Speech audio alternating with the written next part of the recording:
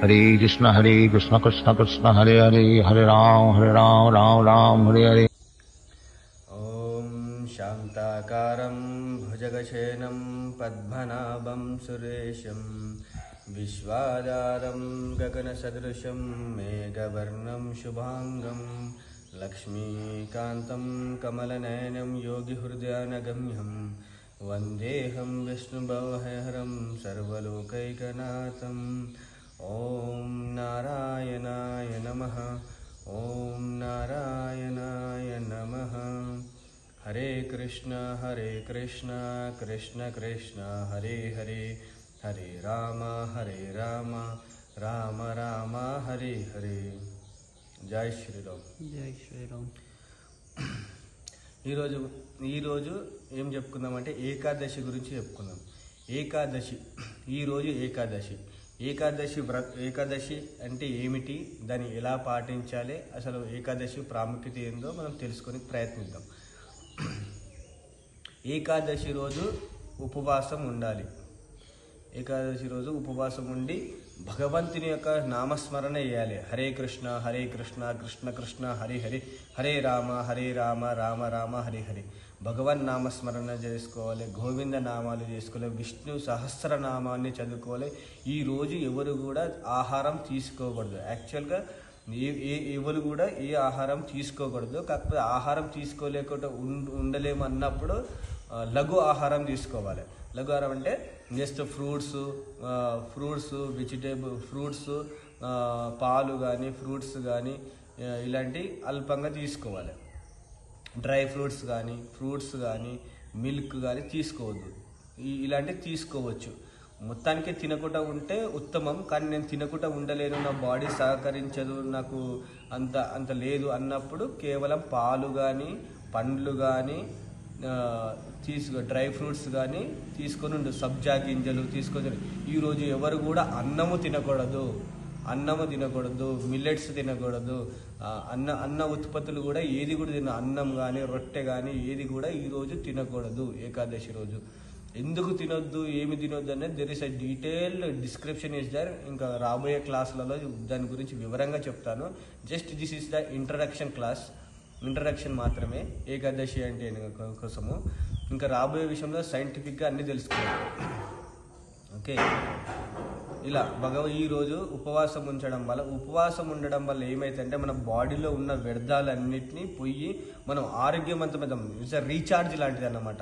మన బాడీ కూడా రీఛార్జ్ ఉపవాసం ఉండడం ఏమైందంటే మనలో ఉన్న మనోబుద్ధులు కానీ శరీరం కానీ ఆరోగ్యంగా తయారవుతుంది, శక్తివంతంగా శారీరకంగాను మనిషి రీఛార్జ్ లాగా అయ్యి మనలో బాడీలో ఉన్న ఎనర్జీ ఎక్కువైతుంది, మనలో ఉన్న వేస్ట్ కానీ అది అన్నీ కరిగిపోయి మనకు ఆరోగ్యంగా శక్తిగా తయారవుతాం। ఇంకొకటి ఎంత మానసిక మనోబుద్ధి ఎప్పుడైతే కడుపును కాలుస్తామో బ్రెయిన్ సరిగ్గా పనిచేస్తుంది, బ్రెయిన్ సరిగ్గా పడేస్తే మనోబుద్ధులు ఈ ఇంద్రియాలు మనకు 5 పంచేంద్రియాలు కర్మేంద్రియాలు మనకు 5 ఉంటాయి। ఈ ఇంద్రియాలు అనేవి మన కంట్రోల్లో ఉండి మనం అనుకున్న దాని మీద సాధన పెట్టి మనం రీచ్ కాగలుగుతాం। సో ఈరోజు ఏంటంటే భగవన్ నామస్మరణ చేసుకొని భగవంతుని కలుసుకొని హరినామస్మరణ చేసుకోలేదు। ప్రహ్లాదుడు అంటాడు, ఇందు లేడు అందు లేడని సందేహించకు, నువ్వు విందెందు వెతికి చూసినా చక్రి అందే ఉన్నాడు। చాలా మంది అంటారు దేవుడు ఎక్కడున్నాడు, నేను ఉంటే నేను చూడాలి, నేను కనిపించాలంటాడు। కానీ మనం సపోజ్ నరేంద్ర మోడీని మనం చూడాలనుకుంటాం, కానీ అమెరికా ప్రెసిడెంట్ మనం చూడాలనుకుంటాం, పోయి మనతో పోయి కలవాలనుకుంటాం, మనం అవుతుందా దాంతో? ఎందుకు కాదు, దానికి ఎలిజిబిలిటీ ఉండాలి। ఎలిజిబిలిటీ ఉన్నవాడే నరేంద్ర మోడీని కానీ యుఎస్ ప్రెసిడెంట్ని కానీ కలవచ్చు। వాళ్ళ ఎలిజిబిలిటీ ఉండాలి, వాడు రాజకీయ నాయకుడు కానీ ఎమ్మెల్యే కానీ ఏదో ఉండి పర్పస్ ఉండి అపాయింట్మెంట్ తీసుకుంటే మాత్రాన్నే మనం నరేంద్ర మోడీతో మాట్లాడతాం, డైరెక్ట్ పోయి మాట్లాడతాం। అలానే భగవంతునితో కూడా మనం మాట్లాడాలి, తెలుసుకోవాలంటే యూ షుడ్ హ్యావ్ ఎలిజిబిలిటీ, నీకు ఆ అర్హత ఉండాలి। అర్హత ఉన్నవాడికే అది తెలుస్తుంది। ఆ అర్హత పొందినప్పుడు నేను ఇది స్పష్టంగా మనతో ఎట్లా మాట్లాడుతున్నామో అలాగే స్పష్టంగా మాట్లాడవచ్చు, భగవంతుని కూడా మన కళ్ళతోనే చూడొచ్చు। సో ప్రహ్లాదుడు అడుగుతాడు, ఇప్పుడు అందరూ సమాజంలో 100లో 99 మంది అందరు హిరణ్యకశిపులే ఉన్నారు, ప్రహ్లాదుడు 100 కోటికో ఒకడు ఉన్నాడు। ప్రహ్లాదుడు ఏమంటాడు, నా తండ్రి హిరణ్యకశిపుడు అంటాడు, హే ప్రహ్లాద, నీ చక్రి అంతటా ఉన్నావు అంటున్నావు కదా, ఎక్కడెక్కడ ఉన్నాడయ్యా, ఏడేడు ఉన్నాడు అంటే, తండ్రి నువ్వు అందులేడు ఇందులేడు అని సందేహించకు, ఎందెంది వెతుకు చూచినా అందందే గలడు, చక్రి సర్వోపగతుండు, అంతటా నిండి నిమికృతమై ఉన్నవాడే భగవంతుడు. అవునా, అలా అయితే నాకు ఈ స్తంభంలో ఉన్నాడా చూపి అంటే, అవును నా చక్రి, నా విష్ణువు, నా భగవంతుడు ఈ స్తంభంలో కూడా ఉన్నాడు అని చెప్పిన వెంటనే ఆ భక్తుడి యొక్క, ప్రహ్లాదుడి యొక్క కోరిక నెరవేర్చడానికి సాక్షాత్ భగవంతుడు అంతటా ఉన్నాడు అని తెలుసుకొని ఆ స్తంభంలో నుంచి భగవంతుడు లక్ష్మీ నరసింహ స్వామిగా వచ్చేసి హిరణ్యకశిపుడు వధిస్తాడు. అది మొత్తం చరిత్ర అది ఉన్నది.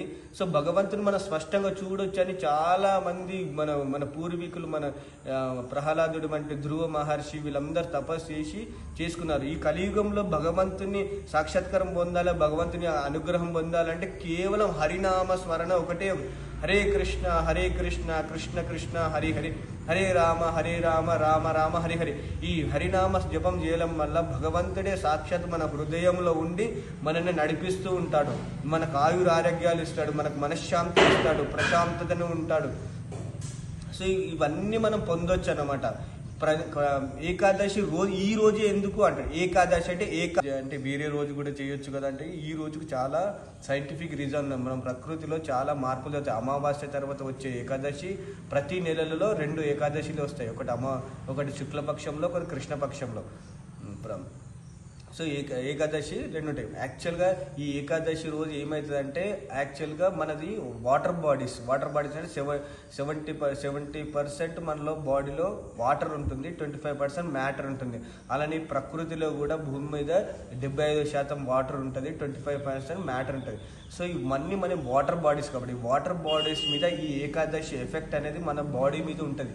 సో మన బాడీలో అలజడైతే ఈ రోజు చాలా కొట్లాటలు, లొల్లిలు, ఫైటింగ్స్ చాలా జరిగేది ఏ రోజులు అంటే 3 రోజులు.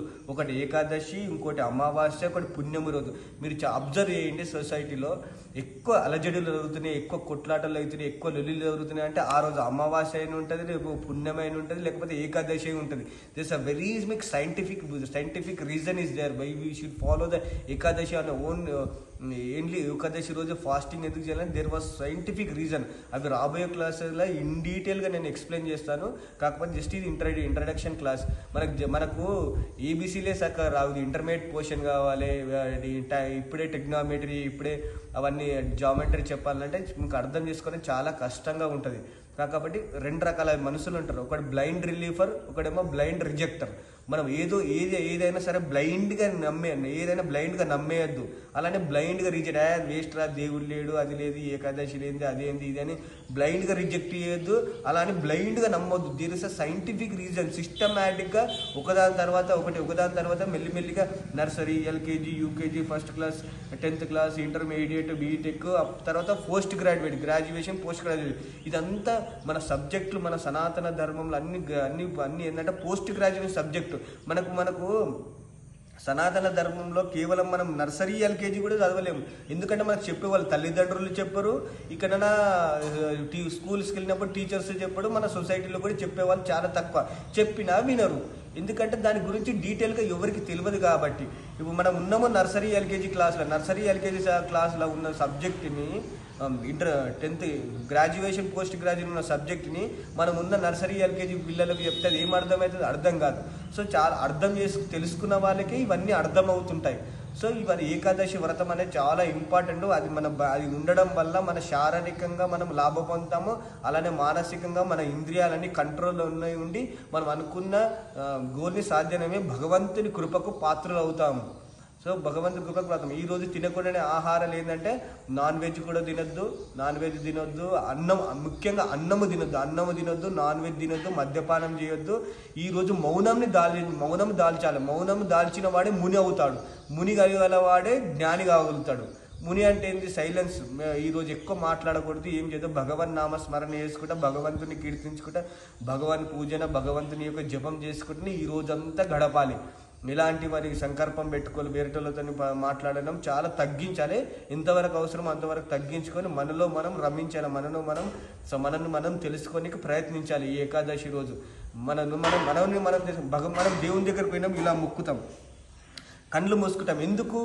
భగవంతుడు అరే భగవంతుడు బయట లేడురా నాయన, మన లోపట్నే ఉన్నాడు. దాన్ని తెలుసుకోవాలని మన పూర్వీకులు ఇవి 5 పంచ కర్మేంద్రియాలు, కళ్ళు, ఇవి 5 ఏంటంటే కళ్ళు 5 కర్మేంద్రియాలు, 5 జ్ఞానేంద్రియాలు, నా మనసు 2 జోడించి నా హృదయంలో ఉన్న భగవంతుని దర్శనం చేసుకోవాలని మన 2 భగవంతుని దగ్గరికి పోయినప్పుడు మనం 2 కళ్ళు మూసుకొని ఇలా ఇలా ఇలా నమస్కరిస్తాం. అంటే మనలో ఉన్న భగవంతుని మనం చూడడానికి మనం నా తలకాయ అంటే నాలో ఉన్న అహంకారం అని, నాలో ఉన్న అహంకారాన్ని వదిలేసి భగవంతుని యొక్క పాదాల చెంత మనసుని పెట్టిన వాడికి యోగికి, అలాంటి వ్యక్తిని యోగి అంటారు. ఆ యోగికి హృదయంలో భగవత్ సాక్షాత్కారం పొంది వాడు సన్మార్గుడై, వాడు ఉత్తముడై, వాడు మోక్షానికి పొందడానికి అర్హుడు అవుతాడు.